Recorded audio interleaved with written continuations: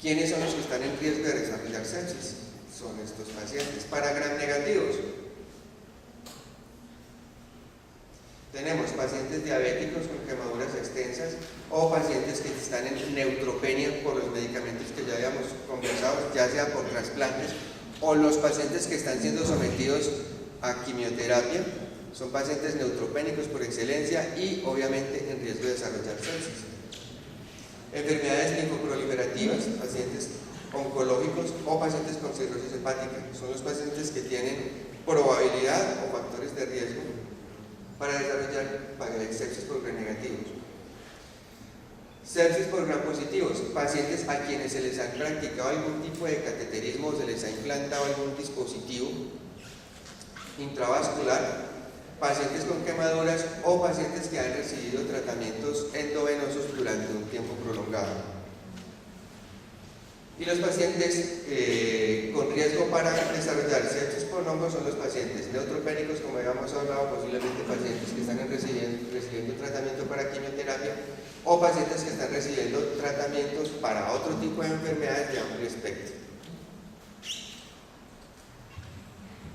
Entonces, ¿cuándo vamos a decir que un paciente está séptico? Ya lo vimos ahorita, pero la campaña de Sobreviviendo a la Sepsis estableció una cantidad de criterios que nosotros debemos tener en cuenta para que en el momento en que nosotros sospechemos o logremos documentar una infección en un paciente, inmediatamente pensemos si ese paciente está séptico o no está séptico.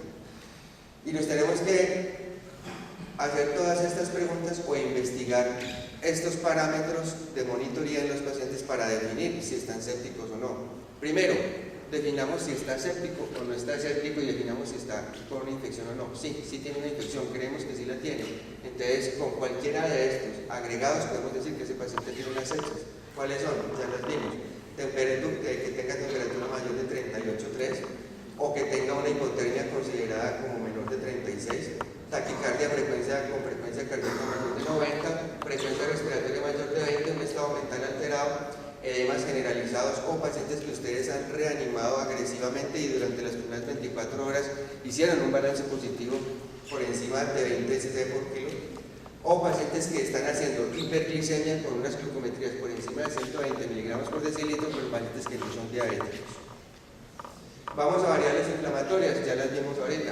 Leucocitosis mayor de 12.000, leucopenia menos de 4.000, control de leucocitos normal con 10% de fórmulas inmaduras, o que tenga una proteína C reactiva elevada por encima de un valor normal. Esto es importantísimo desde el punto de vista de auditoría médica. Esa es otra área que ustedes tienen que aprender a dominar desde aquí, desde el servicio, desde la universidad. Porque ustedes, si a nosotros no nos entrenan a manejar auditores, nos destrozan la práctica clínica. Esto es importantísimo, una proteína C reactiva elevada 2 veces por encima del valor normal en un paciente séptico, en un paciente con un proceso infeccioso que yo lo puedo confirmar, es un paciente séptico. Procalcitonina plasmática con 2 desviaciones estándar por encima de lo normal. Esto en la ciudad nosotros tenemos capacidad de hacer procalcitonina plasmática. No es patrimonio de los libros, ni de los norteamericanos, ni de los británicos.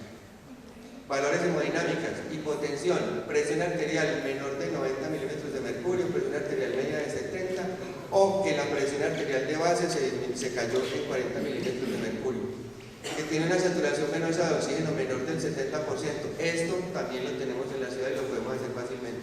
O que tenga un índice cardíaco mayor de 3.5 litros por minuto por metro cuadrado. Esto ya exige un catéter de Swan-Ganz que no lo vamos a utilizar en el servicio de urgencias por el momento. Variables de perfusión tisular, llenado capilar mayor de 2 segundos, o livideces en el paciente, o lactato sérico mayor de 4 milimoles por litro. También lo tenemos en la ciudad y lo podemos hacer. Variables de disfunción orgánica, pacientes hipoxémicos. Aquí ya lo que necesitamos es tomar unos gases arteriales y hacer simplemente un cálculo de PAFI, que la misma máquina lo hace. Oliguria, con un gasto urinario menos de 5.5 cc por kilo hora, al menos durante 2 horas, o que la creatinina empeoró más de 0.5 miligramos por decilitro, o pacientes que están prolongando tiempos de coagulación, pacientes con hilio, trombocitopenia o disfunción hepática. Todos estos son criterios que asociados a una infección me están diciendo que ese paciente está séptico. Entonces, ¿cuál es la importancia de las primeras 6 horas? En el servicio de urgencias todo es tiempo y cada vez nos estamos dando cuenta de que hay muchas patologías que lo único que impacta la mortalidad es hacer las cosas a tiempo. ¿Por qué hay tanta campaña con el síndrome coronario agudo? Porque se demostró que la única forma de impactar la mortalidad y de cambiar el pronóstico de ese paciente es hacer las cosas a tiempo. Con la enfermedad cerebrovascular, lo mismo. Lo que se ha demostrado es que si hacemos las cosas a tiempo, yo puedo cambiar el futuro de ese paciente. Con la sepsis es exactamente lo mismo. Tenemos 6 horas para hacer las cosas a tiempo. Si nosotros no hacemos el diagnóstico a tiempo, si nosotros no hacemos la transferencia de ese paciente al lugar adecuado para su tratamiento a tiempo, o si no iniciamos a tiempo el tratamiento, las complicaciones, los costos y la mortalidad van a aumentar de forma exponencial. Veamos. Uno de los 10 estudios en los últimos 10 a 15 años que han demostrado que ha cambiado la historia de la medicina es el estudio del Dr. Rivers. ¿En dónde? Hospital Henry Ford, Detroit. Él es emergenciólogo en este hospital que tiene 820 camas.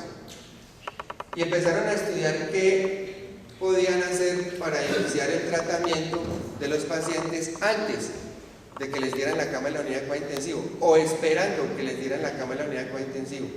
Vimos que el 69% de los pacientes sépticos necesitan unidad de cuidado intensivo. Si ustedes piden una cama en unidad de cuidado intensivo en este momento en la ciudad de Armenia, pueden tardarse entre 12 a 24, 48 o 3 días inclusive para que les den la cama. Sin embargo, el médico tratante es usted en el servicio de urgencias. El médico tratante es usted en el piso, no es el intensivista. Es del intensivista cuando le llega a la unidad de cuidado intensivo. Entonces, nosotros no estamos haciendo nada en esas primeras 6 horas del paciente y lo tenemos que empezar a hacer. Esa pregunta se le hizo Rivers con su grupo en Norteamérica e hicieron un estudio aleatorizado controlado ciego en un centro único y lograron reunir 236 pacientes. ¿Y qué fue lo que hicieron? Empezaron a hacer reanimación por metas. ¿Qué es reanimación por metas? Este es el algoritmo que se propone ahorita para la reanimación de los pacientes sépticos en urgencias. Primero, tenemos que sospechar que hay una infección y documentarla. Y si creemos que ese paciente está infectado, tenemos que tomar hemocultivos.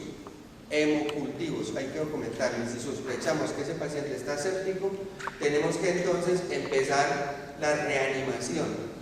Entiéndase reanimación. Reanimación no quiere decir RCP, eso no tiene nada que ver. Es parte de la reanimación, la RCP. Pero desde el momento en que un paciente está en shock y usted le administra líquidos endovenosos para mejorar la perfusión de ese paciente, ustedes están reanimando a ese paciente. RCP no es sinónimo de reanimación. Cuando yo diga reanimación, me estoy refiriendo a eso.